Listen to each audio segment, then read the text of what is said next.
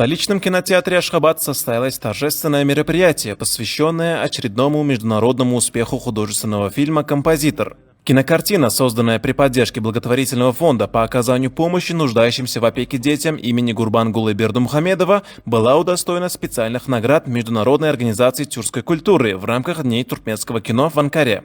В фойе кинотеатра была развернута масштабная выставка, отражающая вехи развития национального кинематографа, от раритетной техники до галереи престижных призов. Новыми экспонатами этой коллекции стали награды, полученные в Турецкой Республике 17 февраля. В ходе торжества подчеркивалось, что признание фильма на столь высоком уровне стало возможным благодаря всестороннему вниманию президента Сердара Бердымухамедова и национального лидера туркменского народа, героя Аркадага, к вопросам развития отечественного искусства. Международное жюри высоко оценило художественные достоинства ленты. Благотворительный фонд имени Гурбангулы Бердымухамедова был отмечен наградой «Большой крылатый сокол» за весомый вклад в создание фильма и продвижение культуры тюркских народов. Особым событием стало вручение специальной награды «Крылатый золотой скакун» композитору Кериму Бердымухамедову за музыкальное оформление картины. Примечательно, что данная премия была учреждена Тюрксой впервые, что подтверждает уникальность и высокую эстетичную ценность музыкального ряда фильма. Участники мероприятия отметили, что композитор уже имеет солидный послужной список.